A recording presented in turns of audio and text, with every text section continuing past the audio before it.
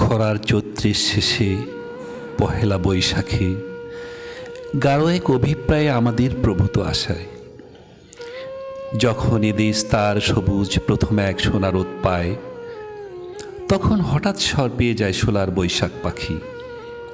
ডেকে ওঠে নদী পারে, আবার মেলায় আমাদের ভুলে যাওয়া ডাকনাম ধরে ডাকে, আলতা মাখানো তার গাঢ় লাল ঠোঁটে। তখন স্মৃতির ভিড় ঠেলে ওঠে কবেকার লাল বহি হাল খাতা, সিঁদুরের মুদ্রা ছাপ নিয়ে। আমিও তখন কাল ঘুম থেকে জেগে উঠে জল সতে গিয়ে দাঁড়াই, জিজ্ঞাসা করি, তুমি কি সেই নদী, ইতিহাস প্রসিদ্ধ নদীটি? হও যদি, তবে ভরে ওঠো তুমি প্রস্রবণের ঢলে আজ, তবে পুণ্য জলে রাধন হলুদ মাখা আমাদের বধূটিকে ডাকো পুনরায়। গাহন শীতল যেন উঠে আসে আপন সংসারে, যেন তব জলে বর মাটি মাখা হাতখানি ধুয়ে নিতে পারে, যেন ঢেউ এসে লাগে পুনরই নৌকাটির দ্বারে। গতিবেগ দিতে থাকি পাবনের, আজও অভিলাষ দূর স্বপ্ন গ্রামে যায়, যেন চোখ ফিরে পায় আবার গলুই তার। যেন সেই অপার কাঠের চোখ দেখে ওঠে ফসলের মাঠে মাঠে ধানের সম্ভার, কবেকার নিবিড় সংসার সব আবার আবার।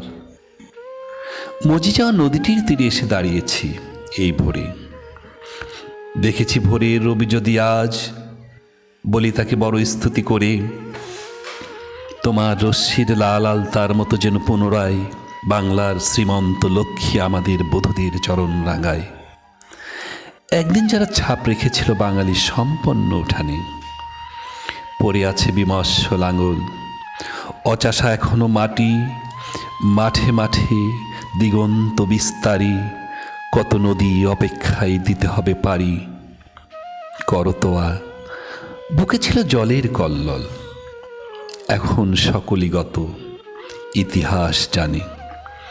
পদচিহ্ন পড়ে আছে চৈত্রের খরায় পোড়ামাটির পাটায়, পালযুগ কালের প্রত্নের মতো। কত দূর এসে গেছি এ পথ হাঁটায়। আবার চৈত্রের শেষে নিদারুণ বিস্মৃতির পারে বৈশাখ দিনের মেলা শুরু হয় করটির ভেতর পাথারে। আর সেই সোলার পাখিরা হঠাৎ সূর্যের লাল পাখায় পাখায় মেখে নিয়ে জাদু বলে উড়ে যায়, স্বপ্নের সীমান্ত ছুঁয়ে খালদহ ভেঙে চলে যায়। সিঁদুরের মতো গুরু গেরুয়ার ঈষৎ আভাস, আকাশ প্রচ্ছদ পর জীবনের এইসব রঙিন বিকাশ দেখে দেখে আজও আমি হালখাতা খুলে বসে আবার আশায়, যেন ফের এবছর উড়ে যেতে পারি সেই দেশে, যেখানে নদীর জলে পালা পট পুরাণ কথারা এসে হিরণ্ময় ঢেউ হয়ে যায়। বেজে ওঠে জীবনের করতালি, নতুন বধূর মতো আজও এই দিবসের মুখ আমাদের প্রিয়তর হয়ে ওঠে সারা জাগে পহেলা বৈশাখে।